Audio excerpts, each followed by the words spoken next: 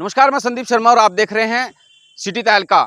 स्मालखा के returning officer Ashwini Malik के द्वारा तमाम जो प्रत्याशी थे, चेयरमैन पदों की बात करें या फिर काउंसिलर की, सबको जो चिन्ह है वो दे दिए गए हैं। और उसी पे खास बातचीत करने के लिए हमारे साथ मौजूद हैं संजय बानीवाल, जिनको कुर्सी चुनाव चिन्ह में मिली है। कुर्सी का आपको चुनाव चिन्ह मिला है और कुर्सी का ही झगड़ा है सारा चेयरमैन पद के लिए।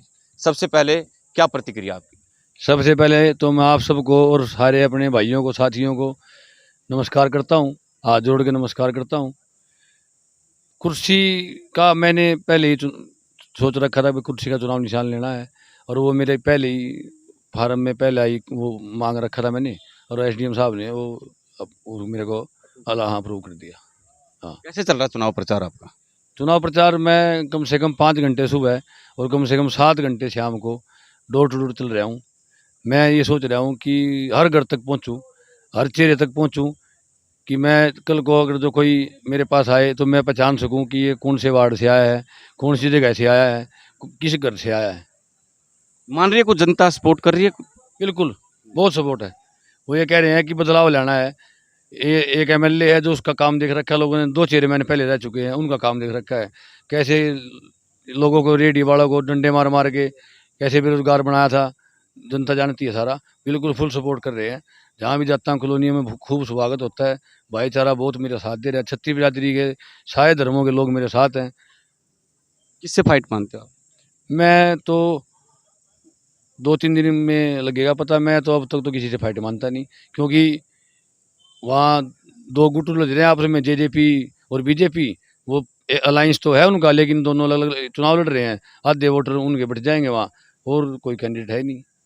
हम लोग बातचीत करते हैं, स्मालखा की जनता से भी बातचीत कर रहे हैं, कभी बाजार में, कभी कॉलोनी के अंदर। उनका ये कहना है कि भाई दो गुप्ताओं की लड़ाई में कहीं ऐसा ना हो कि भाई संजय बेनीवाल निकल जाए। देखो जी, सपोर्ट तो मिल रहा है पूरा।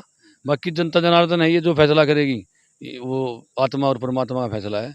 जिसके साथ आत्माएं होंगी, परमात्मा उसके साथ होगा। प्राथमिकता क्या रहेगी अगर जो चेयरमैन की आपको कुर्सी पर आशीर्वाद मिलता है, कुर्सी पर आप बैठते हो, कौन से काम होंगे जो करें? प्राथमिकता पहले, सबसे पहले रहेगी निकासी, ये, और रेलवे के पार्क के जो पेंडिंग पड़े है उसको पूरा करवाएंगे। एक पंजाबी धर्मशाला है, वो पेंडिंग पड़ी है, उसको पूरा करवाएंगे। कम्युनिटी सेंटर है, उसको पूरा करवाएंगे। और सीसीटीवी कैमरे लगवाएंगे चौराहों पे, और भ्रष्टाचार को खत्म करेंगे बिल्कुल जड़ से। एक आपके स्मालखा के अंदर जो लाइन पार है, बहुत पिछड़ा हुआ इलाका है, कच्ची गलियां हैं आज तक भी, नशे का वहाँ पे खेप है, बच्चे, छोटे छोटे बच्चे वो नशा करते हैं, कहीं उसकी तरफ भी ध्यान होगा आपका? गए थे वहाँ, मैं भी गया था वहाँ। इतनी गंदगी है वहाँ रेलवे लाइन के नीचे कि इतनी बीमारियाँ फैलती है उस गंदगी से। आज तक मैं ये सोच रहा हूँ कि इतने चेयरमैन और एमसी बन के जा चुके हैं कि आज तक किया ही क्या उन्होंने। मैं तो हदमान गया वहाँ जाके देख के।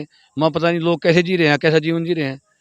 सबसे पहले वहाँ बिल्कुल ऐसी साफ सफाई से उनकी निकासी का समाधान करवाया जाएगा। सारी गंदगी खत्म करवाई जाएगी। सड़कें नालियाँ पक्की करवाई जाएंगी। बिल्कुल। कैसे आज और ज़्यादा जिम्मेदारी सिंबल के साथ आप आ रहे हो, और कैंपेन कैसे करने वाले हैं, किन रणनीतियों के तहत करेंगे? रणनीति यही बताई मैंने आपसे। हर घर पहुँचूंगा, कोशिश करूँगा 2 बार पहुँचूँ, क्योंकि मैंने 75% करीब शहर अपना कवर कर लिया पहले कंपेनिंग में, बगैर सिंबल के ही। अब सिंबल के साथ जाऊंगा दोबारा सबके पास। बहुत से जो नेता ऐसे हैं जो पहले सपने दिखाते उसके बाद कभी दिखते भी नहीं है। मेरे में नेता वाले वो गुण है ही नहीं। मैं तो भाई हूँ, भाइयों के साथ रहा हूँ आज तक। मेरे को जो जाति साथी हैं, जो मेरे भाई हैं, वो जानते हैं मेरा काम का तरीका क्या है। मैं अपने काम के तरीकों को अच्छा करना आता है मेरे को, उनको पता है। इसीलिए मेरे साथ इतने भाई जुड़े हुए हैं। जबकि मैं पहले कोई पॉलिटिकल लेवल नहीं मेरा इतना बड़ा, और जब भी इतने साथ है मेरे भाई, तो कुछ ना कुछ तो उन्होंने देखा होगा मेरे अंदर काम करने की कार्यक्षमता। बहुत बहुत शुक्रिया। तमाम दर्शकों से भी अपील रखी कि इन तस्वीरों को शेयर करें, और स्मालखा के अंदर जो चुनावी रण है वो छिड़ चुका है, और देखते हैं कि जनता किस पर अपना भरोसा जिताती है, किसको चेयरमैन की कुर्सी पर बिठाती है।